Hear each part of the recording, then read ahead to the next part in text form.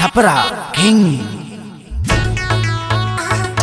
Chhapra king के जूता चपल हो कमाल बा, पूरा इंडिया में मचल धमाल बा।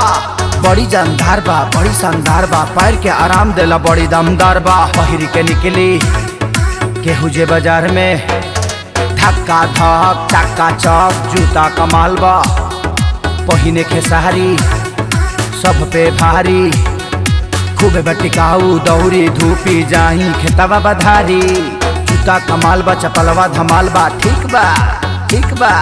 जूता धमाल बा चपलवा कमाल बा, ठीक बा अरे ठीक बा। पहनी छपरा किंग और बन जाए किंग, ठीक बा।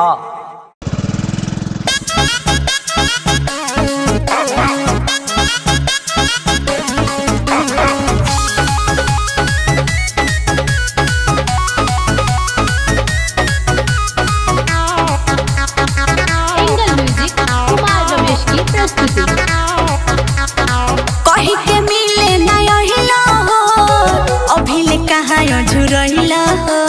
अरे कहाँ बड़ा हो, कही के मिले नहिला हो, अभी ले कहाँ झुरहिला हो।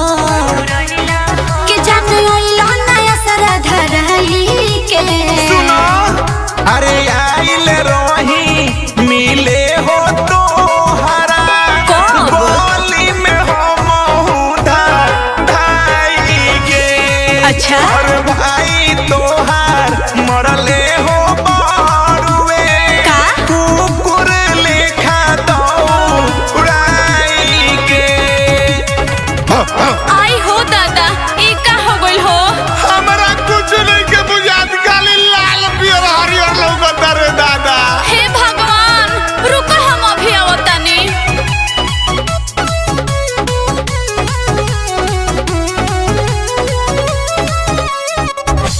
एही से करत रही तोहरा के मना, हमार मोहन लोना बा। अरे भाई रे, हमका जानी अतना मारा खाए बड़ुए ही दवा मार के तुरलस गोड़ हाथ। तोह पे रहेला फिरंट खिसियाई के वो दरमुई होन।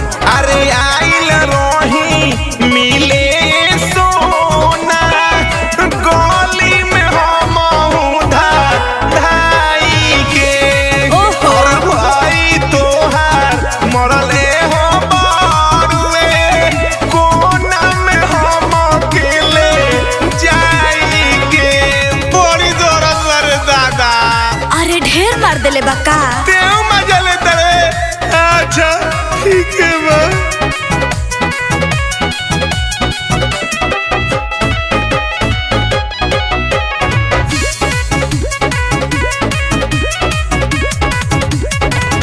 सुनरी देश रोशन छोट हो ज्यादा लिहा हरदी छापावा।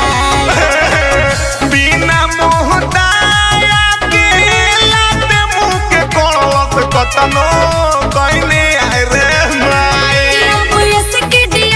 भुलाई के बेटा जाहित अरे आइल रोही मिले रे पागली। चाहे तो चुप रहो। गली में तोरा ढाई के।